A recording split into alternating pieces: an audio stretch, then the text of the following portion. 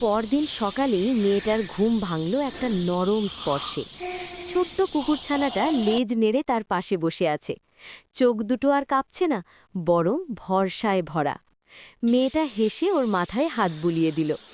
স্কুলে যাওয়ার সময় ওকে একা রেখে যেতে মন চাইছিল না। মা চুপচাপ রান্নাঘরে দুধ গরম করছিলেন। হঠাৎ বললেন, নামটা কি রাখবি? মেয়েটা একটু ভেবে বলল, বৃষ্টি।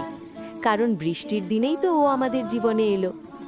দিন যেতে লাগলো, বৃষ্টি বড় হতে লাগলো, আর মেয়েটার দিনগুলো আরও রঙিন হয়ে উঠল। স্কুল থেকে ফিরলেই দরজার সামনে লাফিয়ে উঠত বৃষ্টি। খারাপ দিনগুলোতে সে কিছু বলতো না, শুধু পাশে বসে থাকত। আর সেই নিঃশব্দ উপস্থিতিটাই মেয়েটাকে শক্ত করে তুলত। একদিন মেয়েটা খুব কাঁদছিল। স্কুলে কেউ ওকে বুঝতে পারেনি। বৃষ্টি এসে ধীরে ধীরে তার হাতের উপর মাথা রাখল। মেয়েটা বুঝে গেল, সব কথা শব্দে বলতে হয় না। সেই দিন থেকেই দুজন জানত তারা একে অপরের আশ্রয়।